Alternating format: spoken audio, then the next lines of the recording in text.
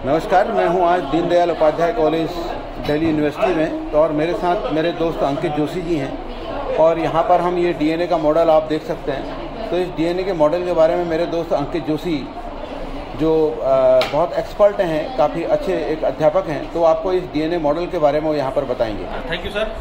अभी हम यहाँ पर डिस्कस करेंगे डीएनए डबल हेलिक्स मॉडल के बारे में। जैसा कि डीएनए डबल हेलिक्स मॉडल आपको यहाँ पर दिख रहा है, थोड़ा सा इसके बेसिक पे अगर हम जाएंगे तो डीएनए डबल हेलिक्स मॉडल की खोज इस मॉडल को दिया था वॉटसन एंड क्रिक ने, और वॉटसन एंड क्रिक को इस पर नोबेल प्राइज़ मिला था। एक खास बात क्या है कि इस मॉडल पे अगर हम आपको देखें तो हमें दो स्ट्रैंड दिख रहे हैं, एक ये और एक ये, दो स्ट्रैंड्स हैं। इसी स्ट्रैंड को पूरे हेलिकल फॉर्म में ये एक मॉडल है इसका।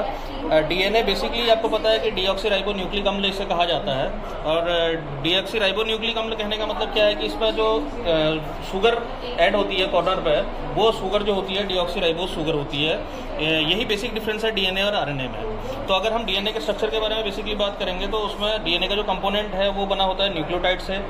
ये बीच में बेसिक न्यूक्लियोटाइड्स हैं, ये आपको दिखाई दे रहे होंगे, ये न्यूक्लियोटाइड्स हैं बीच में, ये सारे ये बीच में जो बॉन्ड्स बने हुए हैं। उसके बाद न्यूक्लियोटाइड के साथ इस पर लगती है शुगर लगती है डीऑक्सीराइबोस शुगर, जो न्यूक्लियोटाइड को जोड़ती है, और दो शुगर को जोड़ने के लिए जो बीच में बॉन्ड होता है वो होता है फॉस्फेट बॉन्ड, इसीलिए इसको डीऑक्सीराइबोन्यूक्लियोटाइड एसिड बोला जाता है।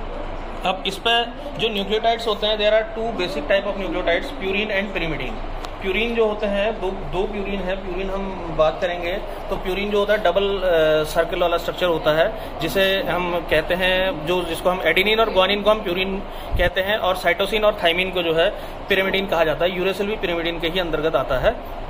तो अब इस पर जो हम ये स्ट्रक्चर देख रहे हैं, इस पर एक आप हेलिकल देख रहे हैं, एक ये पूरा राउंड देख रहे हैं। अगर हम यहाँ से स्टार्ट करते हैं, ये पूरा राउंड लेके अगर यहाँ पर आता है तो इस पूरे राउंड का जो आपका शेप होता है, ये 34 एंगस्ट्रॉम इसकी लेंथ होती है। पूरी लेंथ अगर हम इसकी स्टैंडर्ड लेंथ चेक करेंगे तो ये वॉटसन एंड क्रिक मॉडल के हिसाब से 34 एंगस्ट्रॉम होती है। और इस 34 एंगस्ट्रॉम के बीच में जो है आपके 10 पेयर आपके ये न्यूक्लियोटाइड्स के होते हैं। उन न्यूक्लियोटाइड्स के बीच की डिस्टेंस भी जो होती है 3.4 एंगस्ट्रॉम होती है। ये डिस्टेंस जो है 3.4 एंगस्ट्रॉम है, और ये टोटल 10 न्यूक्लियोटाइड के बीच की डिस्टेंस 34 एंगस्ट्रॉम मानी जाती है। और 34 एंगस्ट्रॉम जो है पूरा हेलिकल का आता है। ये बीडीएनए का मॉडल है। बीडीएनए वॉटसन एंड क्रिक ने बताया था, जो डीएनए का मॉडल उन्होंने दिया था बीडीएनए, और इसकी जो मोटाई अगर हम यहाँ पर देखेंगे तो ये 20 एंगस्ट्रॉम में आएगी। एंगस्ट्रॉम बेसिक यूनिट है। ये डिस्टेंस जो है ये यहाँ से इस पॉइंट तक ये स्टैंडर्ड 20 एंगस्ट्रॉम है, और एक हेलिकल से लेकर दूसरे हेलिकल तक 10 पॉइंट तक ये 34 एंगस्ट्रॉम है। तो ये टोटल स्ट्रक्चर है। इस स्ट्रक्चर में अगर हम बाइंडिंग की बात करते हैं तो एडेनिन, ग्वानिन, साइटोसिन और थाइमिन 4 हमारे बेस हैं, न्यूक्लियोटाइड बेस हैं। उस पर एडेनिन की बाइंडिंग होती है थाइमिन के साथ, और साइटोसिन की बाइंडिंग होती है ग्वानिन के साथ, या ग्वानिन की साइटोसिन के साथ होती है। इनमें बॉन्डिंग जो होती है हाइड्रोजन बॉन्डिंग होती है आपस में। और जैसे ये ग्वानिन और साइटोसिन दो जो आपके न्यूक्लियोटाइड बॉन्ड कर रहे हैं, तो इसके बीच में 3 बॉन्ड ट्रिपल बॉन्ड होगा, और इन दोनों के बीच में डबल बॉन्ड होगा।